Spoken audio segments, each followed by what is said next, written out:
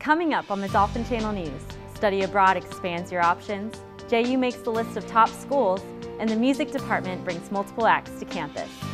And in sports, after a record-setting day last week, JU football continues to impress in their second straight home game.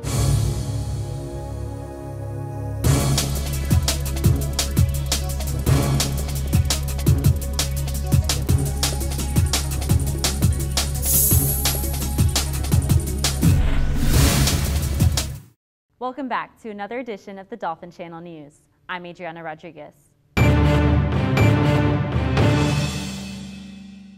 After nearly 3 decades of public service in the State Attorney's Office and over 12 years as the city's general counsel, JU's Public Policy Institute Director Rick Mullaney was honored by the Jacksonville City Council for the service in the community.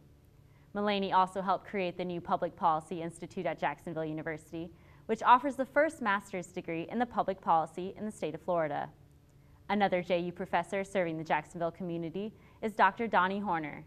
After serving as the city's first education commissioner, Dr. Horner, JU's Chief Government and Community Affairs Officer, has now been appointed to Jacksonville's Children Commission Board. Members serve in 4-year terms and strive to improve the well-being of children in Duval County. The brand new Study Abroad catalog adds innovative programs to your international mix. JU's Study Abroad office provides students with programs for the summer, the semester, the academic year, international, and alternative spring break options in over 15 countries.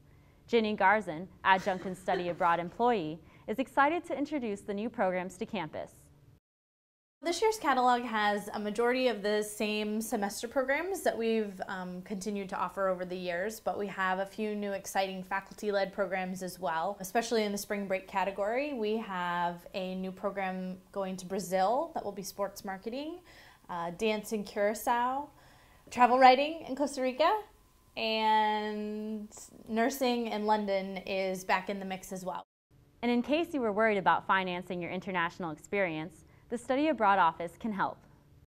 Another thing I would like to highlight is that we always have a number of scholarships for semester, summer, spring break programs, and a number of them go unused every year. As Study Abroad earns credit hours towards students' degrees, it can also help develop or improve foreign language skills and immerse students in another culture. For the 10th consecutive year, JU makes the list of America's best colleges.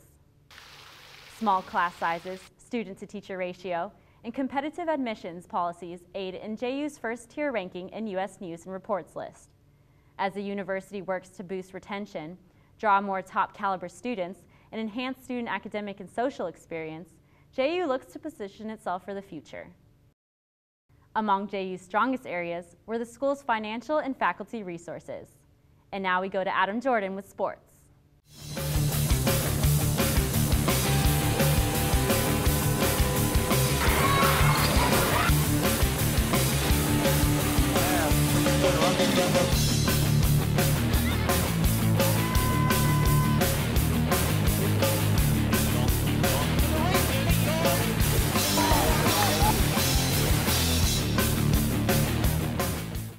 JU volleyball completed a 3-game road trip that did not yield the results they hoped. The women were defeated by Central Florida and Stetson for their first 2 losses of the year, but did manage to pick up their 10th win as they squared off against Florida Gulf Coast.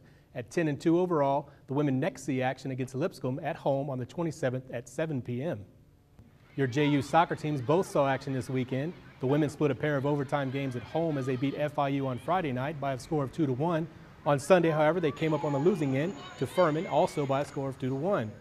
For the men, it was a road trip of disappointment as the team lost all 3 games and managed only 3 goals combined.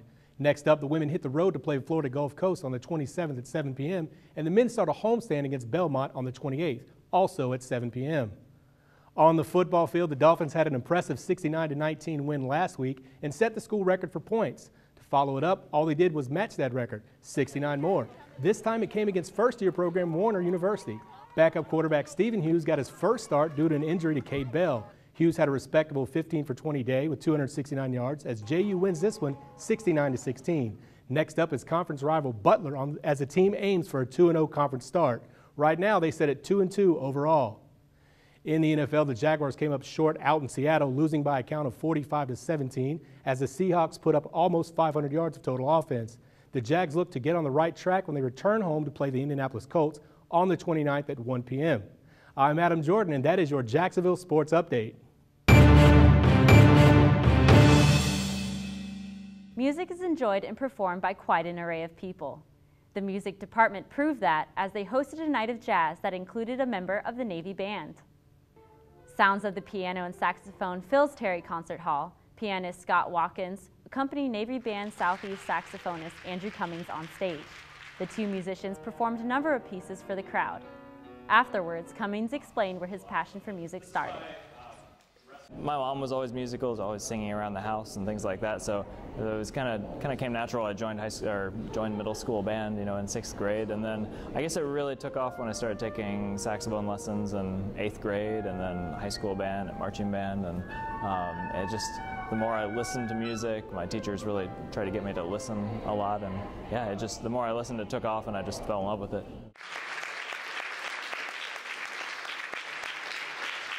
The next performance at Terry Concert Hall hopes to highlight some of the stars of tomorrow in the student recital on the 26th of September. That does it for this edition of the Dolphin Channel News. I'm Adriana Rodriguez. You can find more of our award-winning work by subscribing to our YouTube page. You can also friend us on Facebook and follow us on Twitter at the Dolphin Channel.